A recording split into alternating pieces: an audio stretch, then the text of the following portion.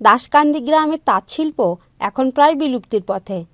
তাঁতে তৈরি শীতবস্ত্র বিক্রি করে কাগইল ইউনিয়নের দাসকান্দি গ্রামের 40-50টি পরিবার জীবিকা নির্বাহ করে আসছিল। বর্তমানে আধুনিকতার সাথে তাল মিলিয়ে টিকে থাকতে হিমশিম খেতে হচ্ছে তাদের। সুতা, রং ও বিভিন্ন জিনিসের দাম বাড়ায় এবং তৈরিকৃত শীত চাদরের ব্যয় বেড়ে যাওয়ায় অনেকে বন্ধ করে দিয়েছে মেশিন। জীবিকা নির্বাহের জন্য অনেকে বেছে নিয়েছে বিভিন্ন পেশা। সুতার দাম বেশি হওয়ার কারণে বন্ধ আছে। প্রায় 300 টাকা কেজি এখন সুতার জন্য আমরা কাজ আর করছি না, বন্ধ থুছি। যখন ব্যবসা চলছে তখন আমাদের কারো কোনো কাজে যেতে হয়নি, আমরা এই ব্যবসা করে আমরা অনেক ভালো থাকতাম আর কি।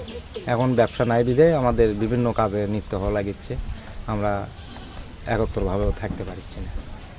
প্রতিটা বাড়িতে যখন তাঁত চলতো সে ভোরবেলার থেকে কি খটখটে একটা শব্দ হতো, খুব সুন্দর পরিবেশ, সবাই কাজের মধ্যে নিত্য থাকতো। বাচ্চা কাচ্চা হয়তো স্কুলে যেত, স্কুলে থেকে এসে সুতোর কাজ কাম করতো অবসর সময়ের মতো। তো এখন আর সেগুলো চলে না।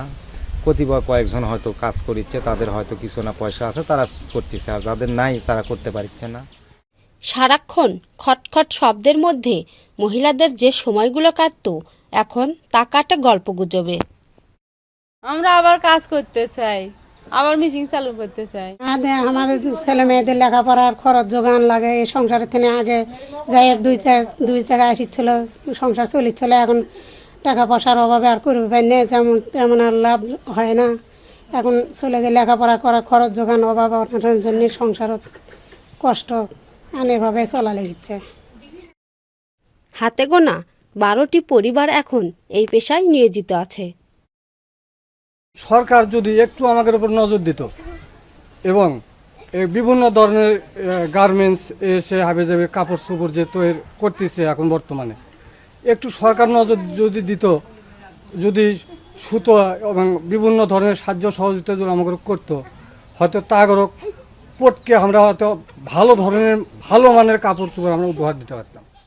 অর্থের অভাবে এ পেশা থেকে যারা দূরে চলে গেছে তারা আশা করছে সরকার যদি তাদের সরকারিভাবে সাহায্য সহযোগিতা করে তাহলে আবার তারা প্রাণবন্ত হয়ে কাজ শুরু করবে, বেঁচে রাখবে তাদের শিল্পকে।